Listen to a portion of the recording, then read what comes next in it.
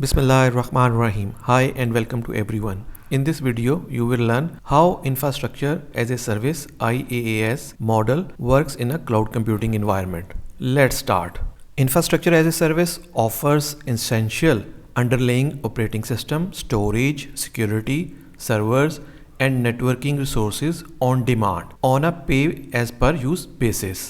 Means कि IaaS जो है आपको जो बेसिक एसेंशियल है, अगर आपने कोई डेटा सेंटर बिल्ड करना है उसके लिए जो बेसिक रिक्वायरमेंट है वो आपको प्रोवाइड करता है, जिसके अंदर अंडरलेइंग मींस के वर्चुअलाइज एनवायरनमेंट में वो प्रोवाइड करेगा सारी की सारी चीज़ें, जिसमें आपको ऑपरेटिंग सिस्टम प्रोवाइड करेगा, स्टोरेज होगी, सिक्योरिटी, सर्वर्स और जो भी नेटवर्क रिसोर्सेज है आपकी डिमांड के हिसाब से आपको प्रोवाइड करेगा। और ये सारे के सारे वर्चुअल एनवायरनमेंट में होंगे और जो आप यूज़ करेंगे बस आप उसका उतना ही पे करेंगे। इसकी एग्जांपल आप इस तरह ले सकते हैं कि कोई बंदा अगर एक उसके पास घर है और उसको रेंट पे देना चाहता है, तो जो घर है वो बेसिकली आप समझ लें क्लाउड प्रोवाइडर है और जिसने घर रेंट पे लेना है वो उसका कस्टमर है।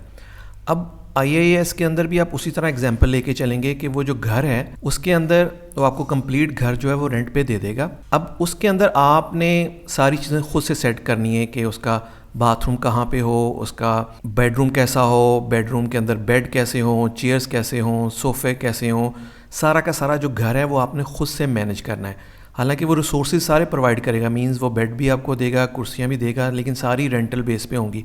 लेकिन जो भी सेटिंग करनी पड़ेगी वो आपको खुद से करनी पड़ेगी। तो इंफ्रास्ट्रक्चर एज ए सर्विस में क्या होता है कि वो आपको कंप्लीट जो रिक्वायरमेंट होती है एक डेटा सेंटर बिल्ड करने के लिए वो सारी की सारी चीज़ें प्रोवाइड करते हैं। तो कस्टमर ने उसको खुद से तैयार करना है, यानी कि उसको खुद अपनी रिक्वायरमेंट के हिसाब से बिल्ड करना होता है। IaaS में क्या होता है जी, कैन एक्सेस फ्रॉम एनीवेयर। ये तो तीनों सूरतों में है, चाहे आप SaaS यूज़ करें, चाहे आप PaaS यूज़ करें, चाहे आप IaaS यूज़ करें, जो भी आप क्लाउड का एनवायरनमेंट यूज़ करेंगे, मॉडल यूज़ करेंगे, उसके अंदर आपको एक्सेस जो है वो थ्रू इंटरनेट ही लेनी पड़ेगी। Then compute means computing power, operating system यानी आपको provides virtual central processing units and virtual main memory for the virtual machines that is provision to the customer. आपको वो क्या करता है, आपको वर्चुअल मशीन एक बिल्ड कर सकते हैं आप उसके अंदर, और उसके अंदर अपनी मर्जी से कोई भी ऑपरेटिंग सिस्टम भी इंस्टॉल कर सकते हैं और उसके अंदर जितने भी प्रोसेसर है वो खुद चूज़ कर सकते हैं। इसी तरह उसकी वर्चुअल मेमोरी भी आप खुद से चूज़ कर सकते हैं। इसी तरह फिर वो आपको स्टोरेज प्रोवाइड करता है, वो भी एक वर्चुअल एनवायरनमेंट में स्टोरेज प्रोवाइड करेगा, जिसके अंदर आप अपनी बैकएंड की जो स्टोर करना चाहते हैं फाइल्स डेटा की वो वहाँ पे रख सकते हैं।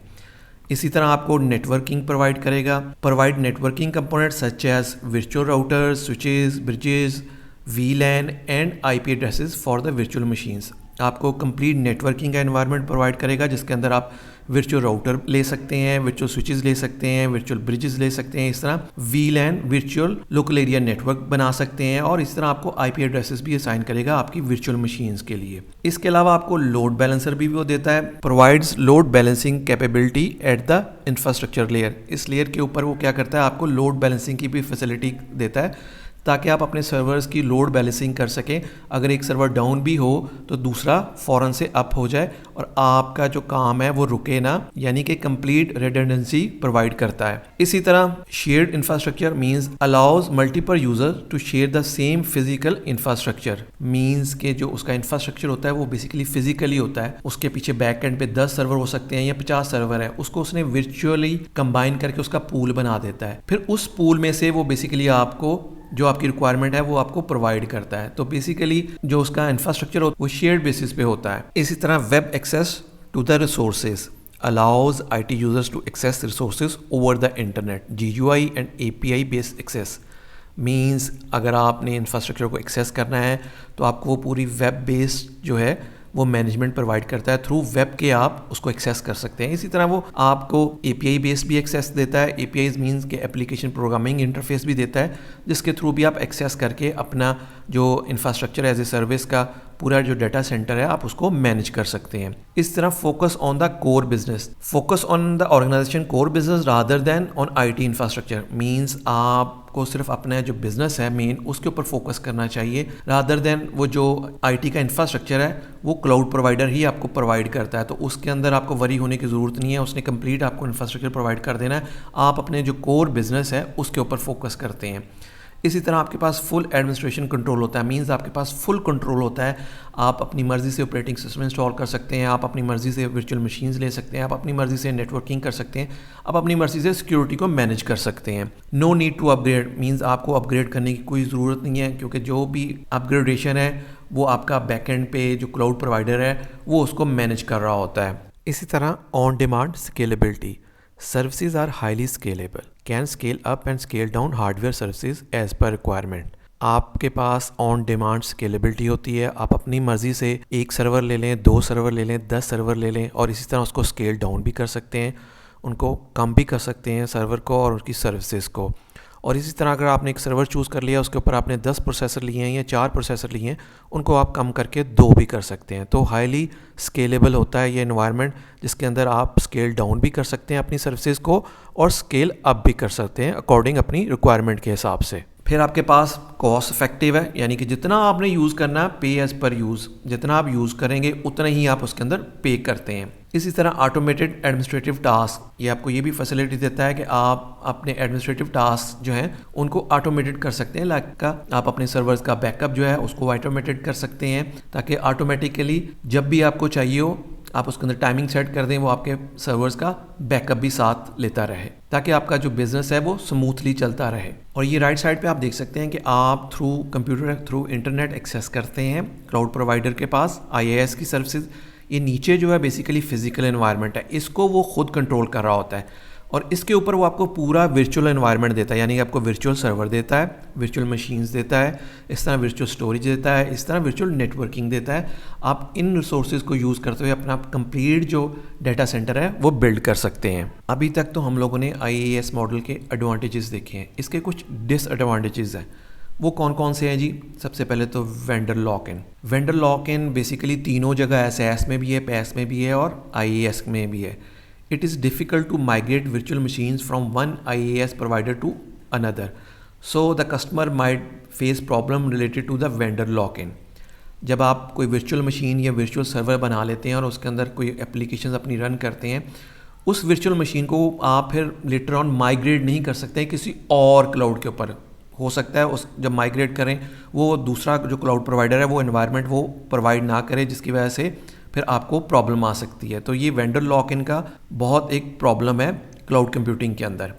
इसी तरह सिक्योरिटी है, security is one of the biggest issue in infrastructure as a service. Most of the IaaS provider are not able to provide 100% security. जो प्रोवाइडर होते हैं वो कभी भी आपको 100% सिक्योरिटी प्रोवाइड नहीं कर सकते, हालांकि वो आपको काफ़ी ज़्यादा चीज़ें एनवायरनमेंट प्रोवाइड करते हैं, जिसके अंदर आपको फायरवॉल्स और अदर जो सिक्योरिटी के टूल्स हैं वो प्रोवाइड करते हैं। तो जो कस्टमर होता है ये उसकी ज़िम्मेदारी होती है कि उसने अपना जो सिक्योरिटी का मैकेनिज़्म है उसको किस तरह मैनेज करना है और कौन कौन सी सिक्योरिटी की डिवाइसेस उसके ऊपर इंस्टॉल करनी है, ताकि वो अपने इंफ्रास्ट्रक्चर को मैनेज कर सके। इसी तरह maintenance and upgrade, although IaaS service provider maintain the hardware but sometime they do not upgrade the software for some organisation.